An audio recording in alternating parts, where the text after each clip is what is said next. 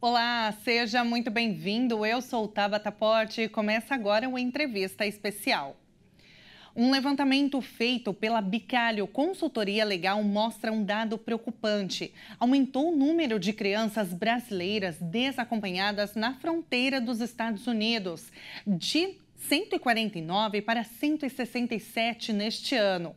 Mas o que explica esse crescimento? O que está por trás desse dado? Vamos saber mais com o advogado e professor de pós-graduação de imigração Vinícius Bicalho. Olá, professor, seja muito bem-vindo a uma entrevista especial. Olá, Tabata, é um prazer estar aqui com vocês.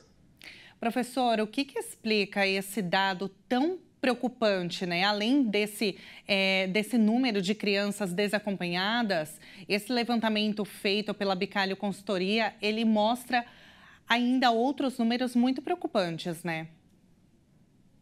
Sim, Tabata, existem alguns números que são impactantes.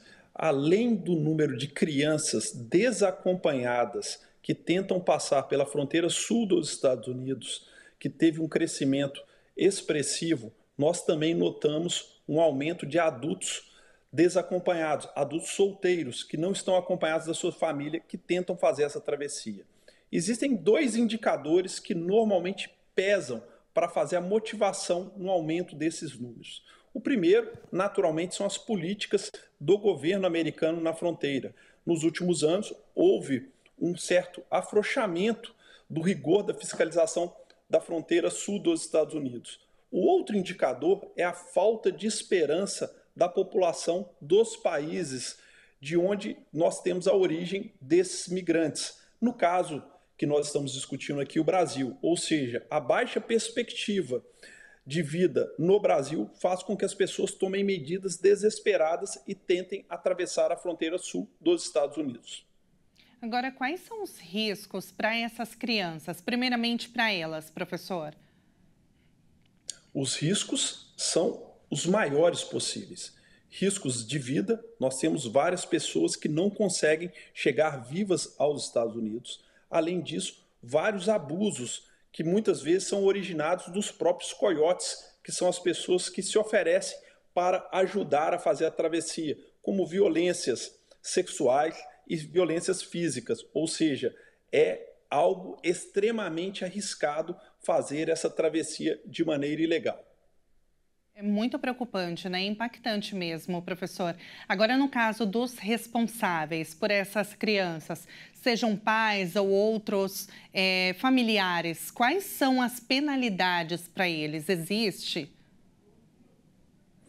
Existe sim, Tabata. Quando nós falamos de menores, os menores, eles têm os seus responsáveis legais, que via de regra são os pais.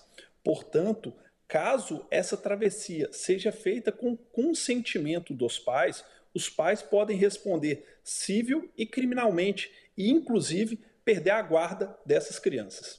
E eles respondem por isso, por esses crimes aqui no Brasil mesmo ou nos Estados Unidos?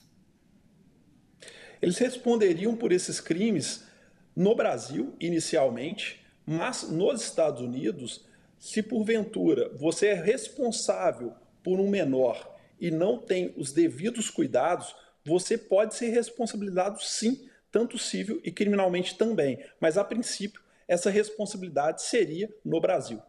E qual a importância da assistência jurídica nesses casos, professor? Tabata, o fundamental, quem deseje morar em qualquer país, seja Estados Unidos, Portugal ou qualquer outra nação, é fazer isso de forma legal. Eu falo que para entender imigração, basta você fazer uma analogia com a casa de alguém que você deseja visitar. Se você vai visitar alguém, você deve cumprir as regras desse lar. Existem casas, quando nós chegamos, os donos nos pedem que tire os sapatos, outras não. Então, se você quer entrar no país, o ponto inicial é cumprir a lei desse país. Fazer essa travessia de forma ilegal, além de te colocar numa situação de extrema vulnerabilidade, colocando em risco a sua vida e a sua integridade física, faz com que você seja recebido no outro país já como um transgressor da lei, podendo arcar com as consequências legais. Portanto, o recomendável, antes de ir para qualquer país, é buscar um auxílio jurídico para que isso seja feito dentro dos meios permitidos por lei. Agora, as pessoas que conseguem, né, fazer a travessia da fronteira, ao chegarem nos Estados Unidos, muitos acreditam, né, que agora vão viver o sonho americano e que tudo vai ficar bem, vai conseguir um emprego, vai mudar de vida, vai melhorar, vai ter o que muitas vezes a pessoa não teve aqui no Brasil. Mas não é bem assim, né, professor, que acontecem as coisas?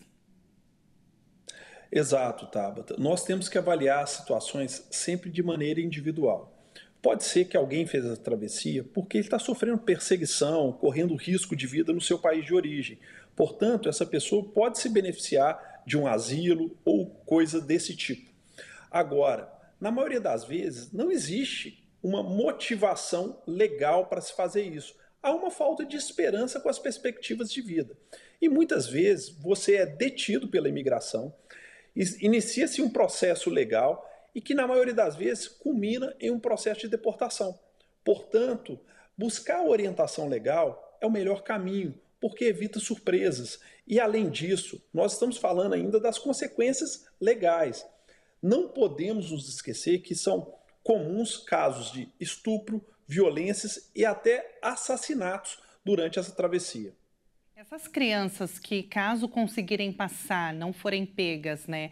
No caso, professor, pela polícia americana, no caso, o que acontece com elas depois? Claro, você trouxe aqui os riscos, né? Principalmente no caso de exploração. Mas ao chegarem lá nos Estados Unidos, se caso os responsáveis legais por elas não conseguirem fazer a travessia, elas vão ficar abandonadas? O que acontece depois? Elas vão para um centro de detenção de menores, onde cada situação é avaliada individualmente. Dentro dessa perspectiva, o governo americano verifica se existe algum parente em território americano para que esse parente possa ter a guarda dessa criança e, naturalmente, responder por ela durante o procedimento legal. Em outros casos, essas crianças podem até mesmo ir para um processo de adoção, porque não teria nenhum responsável legal interessado em ficar com a guarda dela. Então, cada situação ela é avaliada individualmente. Eu falo sempre que esses casos são verdadeiros dramas humanitários, porque você imaginar que um menor vai fazer uma travessia tão perigosa e ir a um país que certamente ele não fala a língua, não conhece os costumes, as suas regras, é uma situação de extrema vulnerabilidade. Nós temos que olhar para essas crianças com compaixão, mas também, por outro lado, há uma enorme irresponsabilidade do responsável legal que permite que o menor faça isso de maneira desacompanhada.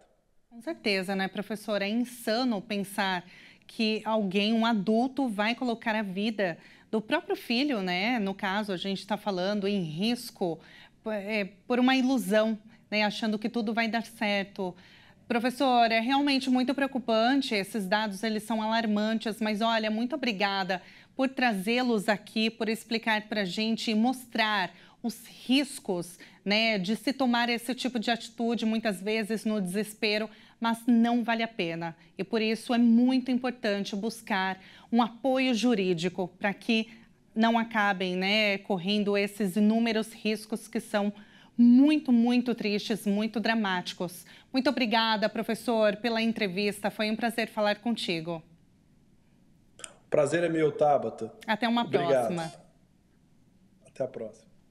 Nós acabamos de conversar com o advogado e professor de pós-graduação de imigração Vinícius Bicalho. E eu fico por aqui, mas você pode rever este programa no canal do YouTube Jornalismo Hit TV. Muito obrigada pela companhia e até a próxima. Tchau, tchau.